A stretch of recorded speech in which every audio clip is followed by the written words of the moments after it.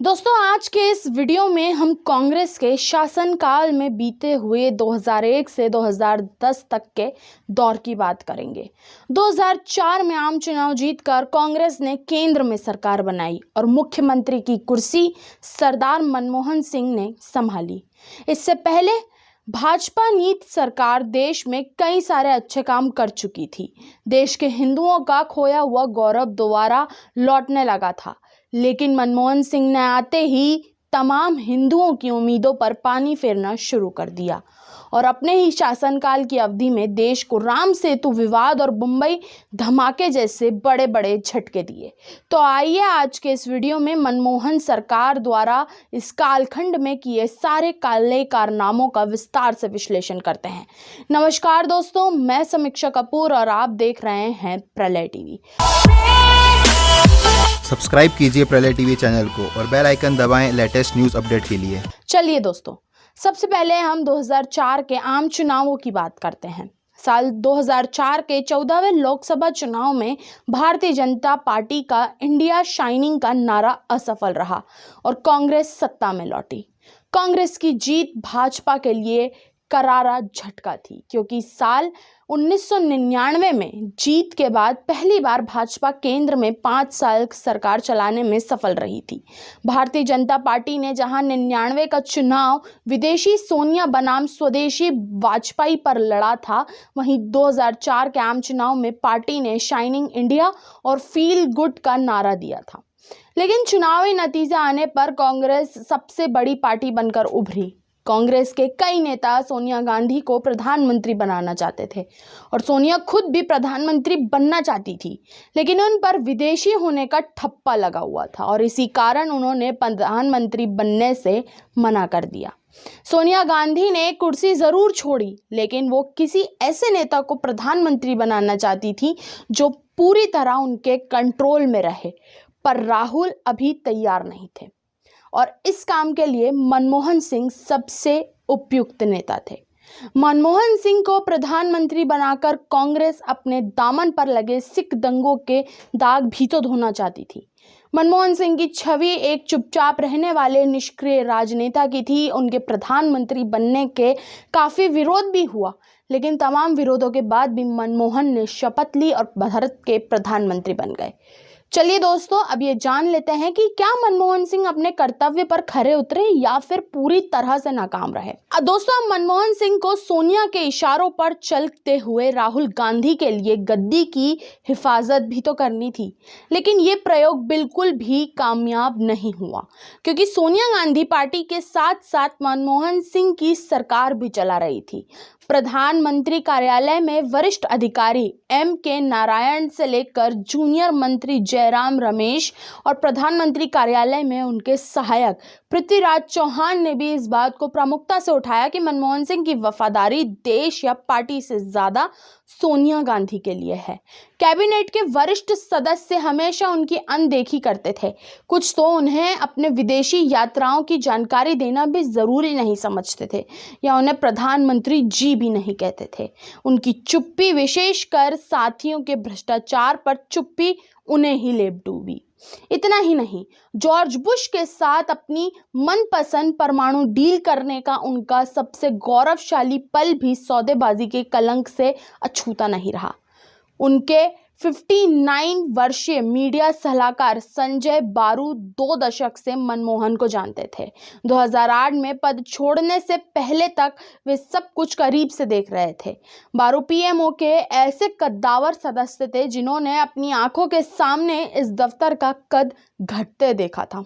कहा जाता है कि मनमोहन सिंह भारतीय इतिहास के सबसे कमजोर प्रधानमंत्री थे। चलिए दोस्तों, अब हम इस दौर के उस बेहद विवादित किस्से की भी बात करते हैं जिसमें कांग्रेस की सरकार ने रामेश्वर में स्थित राम सेतु को तोड़ने तक का फैसला लिया था। साल 2005 में राम सेतु का विवाद उस वक्त उठा जब मनमोहन सिंह की सरकार ने 12 मीटर गहरे और 30 मीटर चौड़े चैनल वाले सेतु समुद्रम प्रोजेक्ट को हरी झंडी दी। ये परियोजना बंगाल की खाड़ी और अरब सागर के बीच समुद्री मार्ग को सीधी आवाजाही के लिए खोल देती, लेकिन इसके लिए राम सेतु की चट्टानों को तोड़ना पड़ता। प्रोजेक्ट समर्थकों के मुताबिक इससे जहाज़ों के ईंधन और समय में लगभग 36 घंटों की बचत होती, क्योंकि राम सेतु के कारण जहाज़ों को श्रीलंका की परिक्रमा करके जाना होता है। राम सेतु को तोड़ने के बात को लेकर हिंदू संगठनों ने देश भर में आंदोलन करना शुरू किया। हिंदू संगठनों का कहना था कि इस प्रोजेक्ट से राम सेतु को भयंकर नुकसान पहुंचेगा, जो वो किसी भी कीमत पर सहने के लिए तैयार नहीं थे। हम जानते हैं हिंदू धर्म में राम सेतु का बेहद पवित्र स्थान है, क्योंकि रामायण के अनुसार प्रभु श्री राम ने लंका जाने के लिए इस सेतु का निर्माण किया था और अपने धर्म की इस जीती जागती धरोहर को हिंदू किसी भी कीमत पर टूटने नहीं देना चाहते थे। भारत और श्रीलंका के पर्यावरणवादी भी मानते थे कि इस परियोजना से पाक स्ट्रेट और मन्नार की खाड़ी में समुद्री पर्यावरण को नुकसान पहुंचेगा, लेकिन हिंदू विरोधी कांग्रेस सरकार के कुत्सित प्रयासों के कारण 2005 में जब परियोजना को मंजूरी दे दी गई और इसके विरोध में तमाम हिंदू संगठनों ने मद्रास हाई कोर्ट में याचिका दायर की थी। बात सुप्रीम कोर्ट तक पहुंची, जहां केंद्र की कांग्रेस सरकार ने याचिका में ये तक कह दिया था कि रामायण में जिन बातों का जिक्र है उससे वैज्ञानिक सबूत नहीं है। इसके अलावा कांग्रेस ने अब तक सबसे बड़े विवादित काम करते हुए करोड़ों हिंदुओं के आस्था के केंद्र प्रभु श्री राम को ही काल्पनिक करार दे दिया था। अब आप खुद सोचिए दोस्तों कि देश के बहुसंख्यक हिंदुओं की आस्था पर हमला करके कांग्रेस ने कितना भद्दा काम किया था। हिंदू गुटों के प्रदर्शनकारियों और लगातार दबावों के चलते याचिका को वापस ले लिया गया। बाद में सुप्रीम कोर्ट ने इस परियोजना पर पूरी तरह से रोक लगा दी। इस केस में हिंदुओं की जीत तो हुई, लेकिन राम सेतु का ये विवादित केस कांग्रेस की जिहादी सोच के साथ हिंदुओं की एकता पर भी प्रश्न चिन्ह लगा गया। इसके बाद हम बात करेंगे 29 सितंबर 2008 को हुए ऐसे केस की जिसमें कांग्रेस की सरकार और वामपंथी नेताओं ने देश के हिंदुओं को बदनाम करने की भयंकर साजिश रची। दोस्तों हुआ ये कि आगरा से मुंबई जाने वाली मशहूर एबी रोड पर पड़ने वाले मालेगांव में एक साधारण से कस्बे में बम धमाका हुआ। 29 सितंबर को शुक्रवार की नमाज के बाद मालेगांव में भीखू चौक पर एक मोटरसाइकिल पर लगे बम में धमाका हुआ, जिसमें 7 लोगों की जान गई और 100 से ज्यादा लोगों को चोट पहुंची। इस समय देश में कांग्रेस की सरकार थी।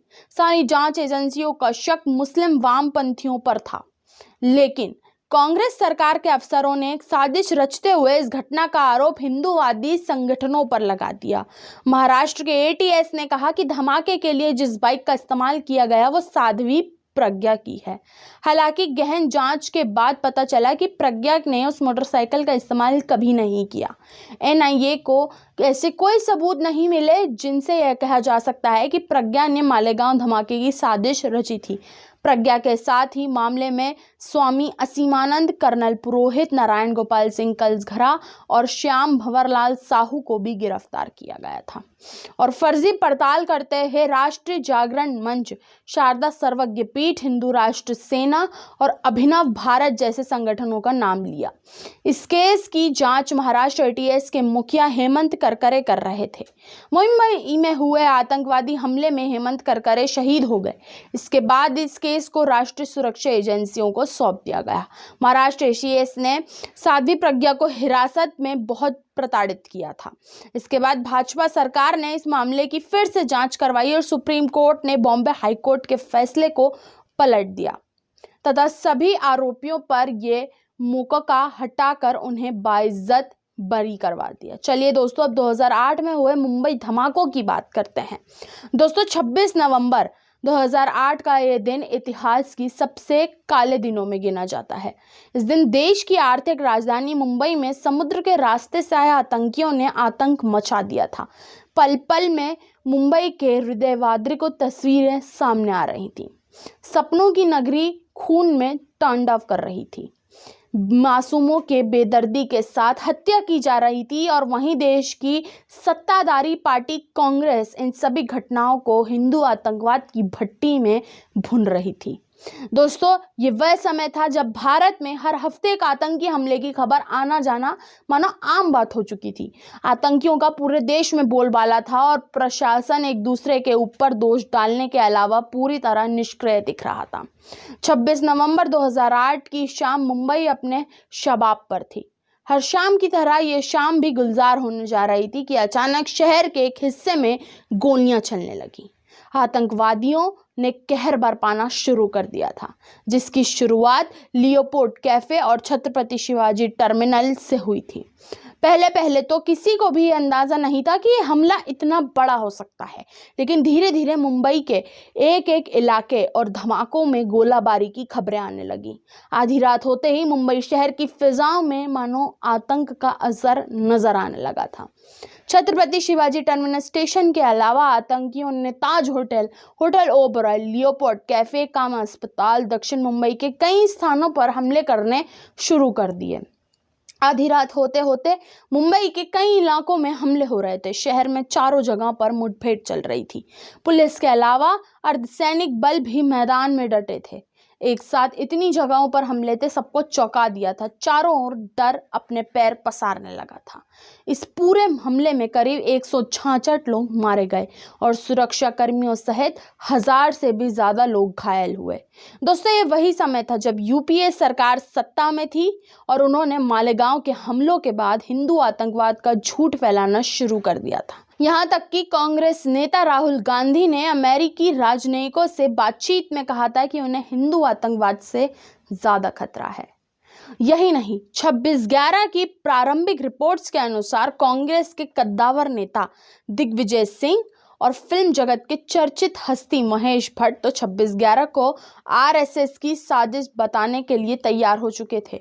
शायद इसके लिए आतंकियों के आका ने उन्हें निर्देश दिया था कि हमला करते वक्त अपने हाथ पर लाल कलावा अवश्य पहने, जो सनातन धर्म के अनुयायी शुभ अवसरों पर पहनते हैं। परंतु उसमें से एक आतंकवादी अजमल कसाब को मुंबई के पुलिस कांस्टेबल तुकाराम अंबोले ने अपनी जान देकर जीवित पकड़ लिया, जिसके बाद कसाब ने पाकिस्तान की सारी करतूतें खोल दी और कांग्रेस के नेताओं द्वारा बनाई गई हिंदू आतंकवाद की इमारत भर भर कर गिरा दी गई। दोस्तों, अब आप सोचिए, तुकाराम अंबोले ने कसाब को न पकड़ा होता तो क्या होता। हिंदू आतंकवाद की उस काल्पनिक थ्योरी को कांग्रेस ने न केवल बढ़ा चढ़ाकर प्रदर्शित करती, बल्कि आने वाले हर आतंकी हमले का दोष आरएसएस वीएचपी पर ही डालती। न जाने कितने वर्षों तक सनातन धर्म को मानने वाले हर क्षण अपमानित किए जाते और न जाने कितने वर्षों तक सनातनियों को ये झूठ का कलंक ढोना पड़ता, और सिर्फ कांग्रेस की कुटिल चालों के कारण। आज भी हम एएसआई तुकाराम अंबोले के कृतज्ञ रहेंगे, सिर्फ इसलिए नहीं क्योंकि उन्होंने कसाब को जीवित पकड़ा, परंतु इसलिए भी क्योंकि उन्होंने जाने अनजाने में हिंदू आतंकवाद की बकवास थ्योरी को बढ़ावा देने का एक कुटिल योजना को अस्तित्व से ही पहले ही ध्वस्त कर दिया। इस हमले के बाद पाकिस्तान पर कोई हमला न करते हुए भी कांग्रेस ने अपनी निष्क्रियता का परिचय दिया। दोस्तों, जब मनमोहन सरकार ने अपना पहला कार्यकाल पूरा किया तो 2009 के चुनाव में भाजपा के लाल कृष्ण आडवाणी से उन्हें कड़ी टक्कर मिली। उस चुनाव में सुशासन, सुरक्षा और विकास जैसे मुद्दे हावी थे। 2008 में हुए मुंबई धमाके के घाव अभी भी ताजा थे, जिसका फायदा भाजपा के पक्ष में पूरी उम्मीद लेकर आया था। लेकिन कांग्रेस ने अपने धनबल और सिस्टम पर मजबूत पकड़ का फायदा उठाया और एक बार फिर से जीत दर्ज कर ली, जिसके बाद मनमोहन सिंह फिर से दूसरी बार प्रधानमंत्री बन गए। तो दोस्तों, ये था कांग्रेस और मनमोहन सिंह के इतिहास का वो काला दौर जिसमें कांग्रेस ने देश के हिंदुओं के साथ देश को भी धोखा देने में कोई कसर नहीं छोड़ी। साथ ही साथ इस समय के कांग्रेस के भ्रष्टाचार ने हिंदुओं पर कई सारे हमले करने के साथ उनकी एक बार फिर से अपने आप को शोषित महसूस करने पे मजबूर कर दिया था। दोस्तों, आज के एपिसोड में सिर्फ इतना ही। आप देखते रहिए प्रलय टीवी।